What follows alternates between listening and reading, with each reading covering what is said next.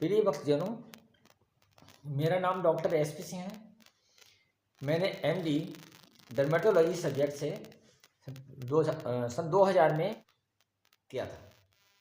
तो मैं कोई धार्मिक गुरु नहीं हूँ, आपकी तरह ही एक इंसान हूँ, लेकिन मैं एक साधक हूँ और मेरे ये इच्छा है कि मैं अपने जीवन काल में अपनी भक्ति करूं और परमात्मा को प्राप्त करूं और इस गंदे लोक को छोड़ के मैं जो परम धाम, जो हमारे शास्त्रों में जिसे परम धाम लिखा हुआ है, गीता में परम धाम लिखा हुआ है, जहाँ जाने के बाद फिर मनुष्य इस संसार में लौट के नहीं आता और जन्म मरण के बंधन से मुक्त हो जाता है।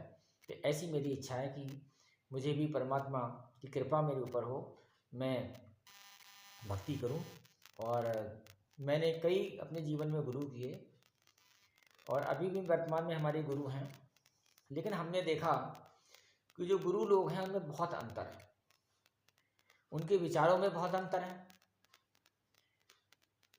कोई कहता है कि भगवान राम की भक्ति करो, कोई कहता है शंकर की भक्ति करो, कोई संत जैसे संत रामपाल जी महाराज जी हैं वो कहते हैं ब्रह्मा विष्णु महेश 3 गुणों की भक्ति मत करो। कबीर सागर में भी लिखा हुआ है कि 3 गुणों की भक्ति में भूल पड़ा संसार, कहें कबीर निज नाम बिन कैसे उतरे पार। तो 3 गुणों की भक्ति मत करो, ऐसा संत श्री रामपाल जी महाराज जी कहते हैं। और उनका मत है कि एक जो हमारा ये ब्रह्मांड है, जो इसकी सत्ता है, वो ब्रह्म है, जिसे ज्योति निरंजन भी कहते हैं और ब्रह्म भी कहते हैं, ज्योति निरंजन कहते हैं, ओम भी कहते हैं। और इनके ऊपर एक सत्ता है परब्रह्म की, जिसको अक्षर पुरुष कहते हैं।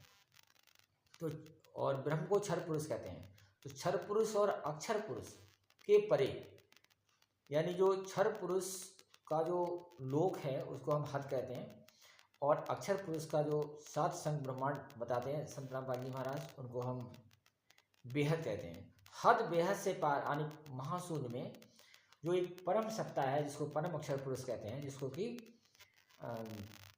समस्त ब्रह्मांड समस्त कैनस का सृजनहार कहते हैं, उन्हें सत्पुरुष कहते हैं। तो अब आत्मा के बारे में संतों का कहना है कि हमारी आत्मा जो है, यह परमात्मा हमारे शरीर में नहीं रहते और हमारी आत्मा भी शरीर में नहीं होती है। जो हमारे ये स्थूल शरीर है इसमें नहीं होती है। तो कुछ लोग कहते हैं आत्मा हमारे शरीर में सुरति के रूप में रहती है, और कुछ लोग कहते हैं कि परमात्मा का अगर पाना है तो आपको अपना ध्यान जो है वो भिरकटी के बीच में लगाना है। कुछ कहते हैं माथे पे लगाना है, आज्ञा चक्र में लगाना है। कुछ कहते हैं सर के ऊपर जो खाल है, ऐसे वहाँ सर के ऊपर खाल वहाँ लगाना है। कुछ संतों का मत है कि सर के ऊपर जो 1-2 हाथ छोड़ के लगाना है। तो नाना संतों के नाना प्रकार के विचार हैं, बहुत मतभेद है। यानी अपने इष्ट देव, किसी का इष्ट देव राम है, किसी का सतपुरुष जी हैं, किसी के कोई इष्ट पुरुष हैं। तो चलो मैं तो मानता हूँ, मैं तो चूँकि मैं कबीर पंथ में आ गया हूँ, तो मैं श्री सतपुरुष जी को अपना इष्ट मानता हूँ। कबीर साहब के बारे में नाना प्रकार के विचार हैं। कुछ लोगों का कहना है कि कबीर साहब केवल एक संत थे, इससे ज़्यादा कुछ नहीं थे, एक महान संत थे। कुछ संतों का मत है कि कबीर साहब जो परम अक्षर पुरुष हैं, वो परम अक्षर पुरुष यानी परम सत्ता यानी श्री सतपुरुष जी अपने शरीर को छोटा करके, अपने तेज को कम करके बनारस में 600 वर्ष पूर्व कमल के फूल में प्रकट हुए थे, और उसको नीरू नीमा नामक जो निसंतान दंपत थे वो उठा लाए थे। और इस प्रकार से उन्होंने गुरु रामानंद जी को अपना गुरु बनाया। तो और बाकी लोग मानते हैं कि ऐसा कुछ नहीं था, वो एक विधवा ब्राह्मणी के गर्भ से जन्म लिए थे। तो लोगों के मति में, संतों के मति में बहुत अंतर है। तो जो कबीर पंथ के संत हैं वो कबीर साहब को एक परमात्मा के रूप में मानते हैं, सतपुरुष जी के रूप में मानते हैं, और वो मानते हैं कि वो अपने भक्तों का उद्धार करने के लिए, ज्ञान देने के लिए परम धाम से चलकर यानी सतलोक से चलकर, अमरलोक से चलकर वहाँ प्रकट हुए थे, और वो परमात्मा ही थे। इसीलिए उनकी मृत्यु भी नहीं हुई। जब उनकी मृत्यु हुई तो वो फूल बन गए थे। जैसे आम लोगों की मौत होती है वैसे उनकी मौत नहीं हुई थी, और उन फूलों को आपस में हिंदू मुसलमान जो झगड़ रहे थे गाड़ने के लिए और फूकने के लिए, दफनाने के लिए, और हिंदू जलाने के लिए जो आपस में झगड़ रहे थे, उनको आधा आधा बांट दिया गया। ऐसा वैसे किसी संत के बारे में सुना नहीं जाता है। बाकी लोगों का मत है, जैसे कबीर पंथ के और भी जो संत लोग हैं वो मानते नहीं कबीर साहब की मृत्यु हुई थी, ऐसा कुछ नहीं हुआ था, कि वो फूल भी नहीं बने थे। और ये जो लोग मानते हैं कि वो प्रकट हुए थे, प्रकट नहीं हुए थे, वो भी एक साधारण मनुष्य की तरह थे, तो वो उनको संत तो मानते हैं लेकिन परमात्मा नहीं मानते। सो इन सब मतभेदों को देखते हुए हमने ये निर्णय लिया है कि जो हमारे मूल ग्रंथ हैं उनमें क्या लिखा है, और मूल ग्रंथ की वाणियों को आपके सामने लाना, एक प्रमाण के रूप में लाना, उनका फोटो सहित लाना कि देखो ये लिखा हुआ है, ताकि कोई भ्रम पैदा ना हो कि हम अपनी तरफ से नहीं कह रहे हैं। जो हम बोल रहे हैं वो सदग्रंथों के आधार पे बोल रहे हैं।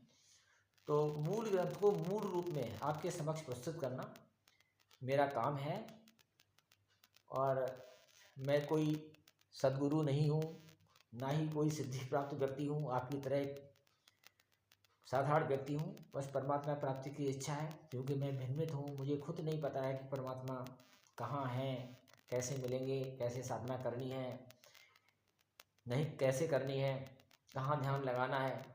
तो नाना प्रकार के संत नाना प्रकार की बातें कहते हैं। मैं बहुत इतना कंफ्यूज हूँ कि मैंने सोचा है कि मैं खुद पढ़ूँगा, और जो संसार में जो हमारे जैसे जो भटके हुए लोग हैं, जो ग्रंथ नहीं पढ़ सकते, उनके सामने मैं ग्रंथों में क्या लिखा है, वास्तव में क्या लिखा है, उनके सामने रखूँगा, जिससे मेरी समस्या हल हो और उनकी भी समस्या कुछ ना कुछ हल होगी। तो आज हम संत गरीबदास जी का एक ग्रंथ है सतगुरु ग्रंथ साहब, उसकी कुछ लाइनें आपके समक्ष रखेंगे, और इससे ये पता चलेगा कि जो सतगुरु कबीर साहब थे वो वास्तव में इंसान थे, संत थे, या क्या थे। इस ग्रंथ के अनुसार इसमें क्या लिखा है, तो सतगुरु ग्रंथ साहब के बारे में बता दें। सतगुरु ग्रंथ साहब संत गरीबदास जी जो उन्होंने वाणी हैं वो उनके शिष्यों ने उसमें लिखी हैं। और संत गरीबदास जी का जन्म था वो 1717 सन में, और विक्रम संवत 1774 में एक गांव है जिला झज्जर में, एक गांव पड़ता है छुड़ानी, प्रांत है हरियाणा, जिला झज्जर, इसमें हुआ था संत गरीबदास जी। तो सन 1717 ईस्वी में हुआ। तो इनका ये ग्रंथ है, इसमें क्या लिखा है, अब इनके बारे में हम ज़्यादा वर्णन नहीं करेंगे। इसमें जो लिखा है वो आपके समक्ष रखते हैं। तो इनके ग्रंथ में लिखा है, गरीब हम सुल्तानी नानक तारे दादू को उपदेश दिया। ये गरीब साहब के ग्रंथ में लिखा हुआ है।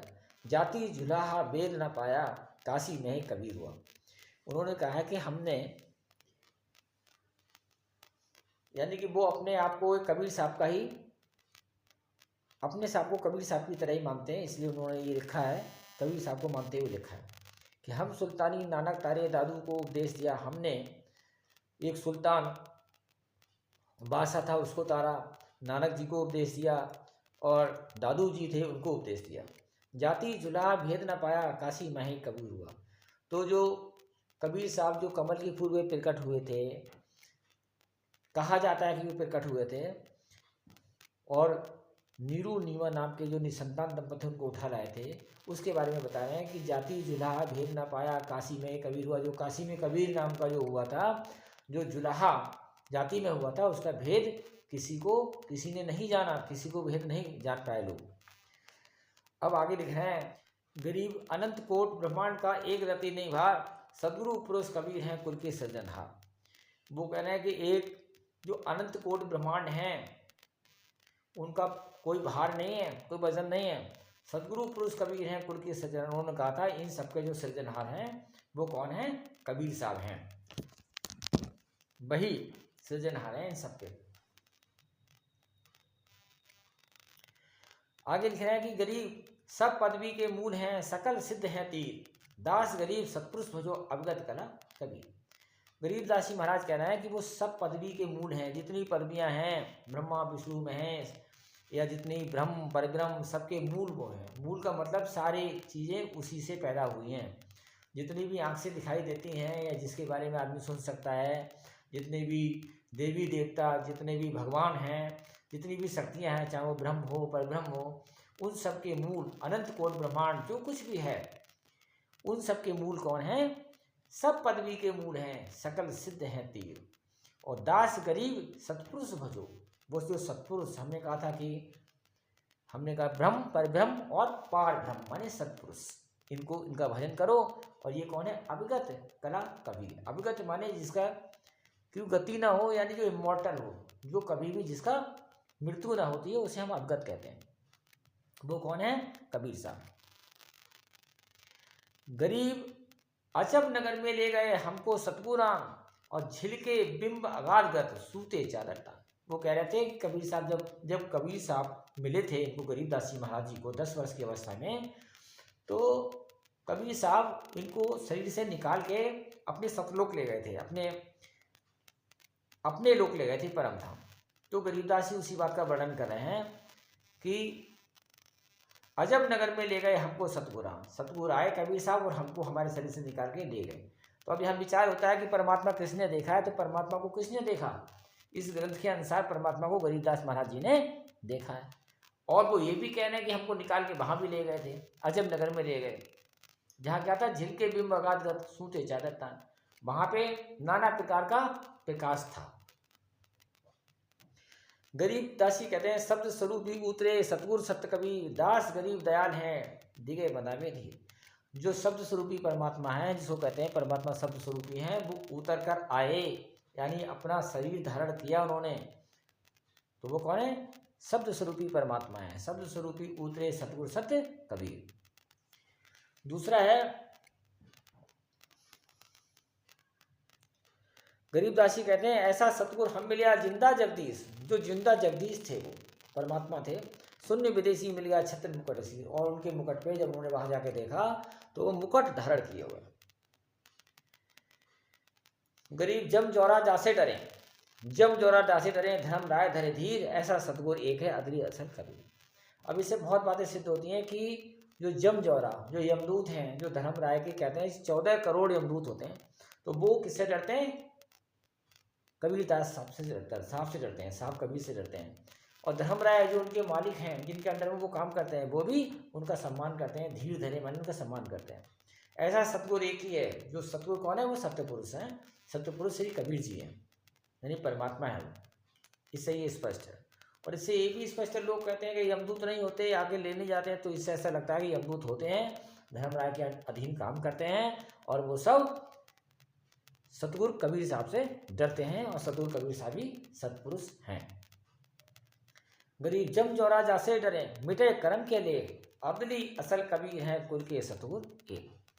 तो वो कहते हैं कि जम जौरा जासे डरे, यानी कबीर साहब से जम जौरा डरते हैं, अदली असल कबीर हैं कुल के सतगुरु एक। तो असली कौन है? वो कबीर साहब हैं।